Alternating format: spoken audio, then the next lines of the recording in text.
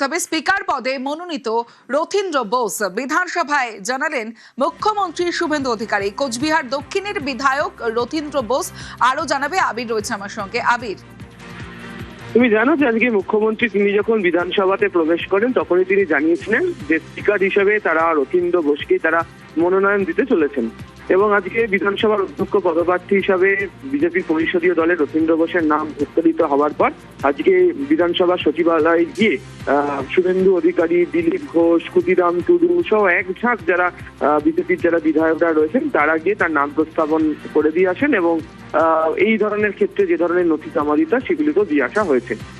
আগামীকাল সকাল 11টার সময় বিধানসভায় এই যে স্পিকারের যে মনোনয়ন বা ঘিরে যে অনুষ্ঠান বা যেটাকে বলা হয় স্পিকার নির্বাচন প্রক্রিয়া তা সম্পন্ন করা হবে। এক্ষেত্রে দাঁড়িয়ে হচ্ছে যেহেতু বিজেপির তরফ থেকে রথীন্দ্র বোসের নাম জমা দেওয়া হয়েছে, প্রোটেম স্পিকার তাপস রায়ের তরফ থেকে মেন যে অধিবেশন কক্ষ বা যেটা বলা হয় মেন ডিবেটিং হল, সেখান থেকে তিনি সেই নাম উচ্চারণ করবেন এবং তারপরে হচ্ছে যদি অন্য কোনো রাজনৈতিক দলের তরফ থেকে কোনো নাম জমা দেওয়া হয় তার একটা ভোটাভুটির সম্ভাবনা থাকে।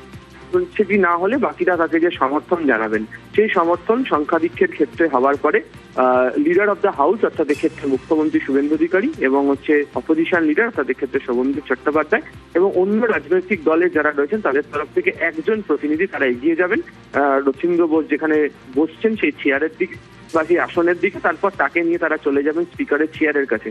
মুখ্যমন্ত্রী এবং বিরোধী দলনেতা তাকে চেয়ারে বসাবেন এবং যিনি প্রোটেম স্পিকার থাকেন তিনি বাঁ দিক দিয়ে তিনি নেমে যাবেন। এভাবেই বিধানসভার নিয়ম অনুযায়ী যে স্পিকার মনোনয়নের পর্ব হয় এবং রথীন্দ্র বোস এখনো পর্যন্ত যা বিধানসভার যা কার্যাবলী বা বিধানসভার বিধায়কদের সংখ্যার ভিত্তিতে যা দেখতে পাওয়া যাচ্ছে তিনি আগামী দিনে বিজেপি তরফ থেকে যারা এই সরকার চালাবেন বা বিধানসভা চালাবেন তার স্পিকার হতে চলেছেন। সঙ্গে থাকো। আমাদের বিধায়ক দলের সবার সঙ্গে পরামর্শ করে জাতীয় সভাপতির অনুমোদন নিয়ে এই পথটা চালানোর জন্য রাজনৈতিক অভিজ্ঞতা এবং উচ্চশিক্ষারও কিছুটা দরকার রয়েছে। উনি নিজে একজন সিএ।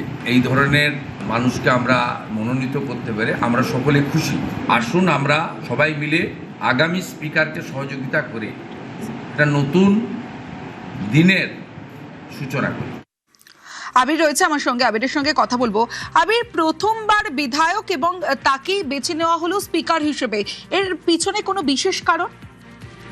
প্রথমত একটা হচ্ছে যে উত্তরবঙ্গের তিনি কোচবিহারের জেলা থেকে আসা তিনি বিধায়ক।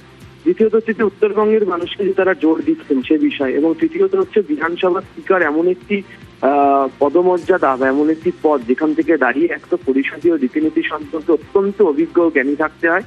দ্বিতীয়ত হচ্ছে সমস্ত পক্ষকে কিভাবে নিয়ে চালানো হবে এবং এক্ষেত্রে বিধানসভার রুল মেনে কিভাবে কাজ করতে হবে সেই সংক্রান্ত বিষয়ে তার যে সিদ্ধান্ত তা অন্যদের তুলনায় অনেকটা আলাদা হতে হয়।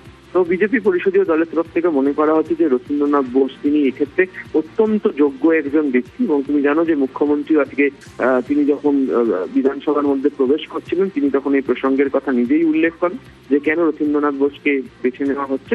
তিনি অনেক দিনের বর্ষিয়ান নেতা এবং পেশায় তিনি চার্টার্ড অ্যাকাউন্টেন্ট এবং প্রধানমন্ত্রী নরেন্দ্র মোদীর ভাষণ সংকলিত একটি বইও তিনি লেখেন এবং বর্তমানে বিজেপির যে রাজ্য কমিটি তিনি সহসভাপতি তিনি প্রথমবারের জন্য বিধায়ক। কিন্তু বাকি ক্ষেত্রে পরিষদীয় রীতিনীতি সম্পর্কে তার যে পড়াশোনা বা তার যে জ্ঞান রয়েছে সেটাকে সম্পূর্ণভাবে স্পিকার পদের জন্য বিজেপি ব্যবহার করতে চায় এবং সে কারণেই হচ্ছে রথীন্দ্র বোসকে স্পিকার হিসেবে মনোনীত করছে হচ্ছে বিজেপি। বেশ, সে দল ঠিক করবে।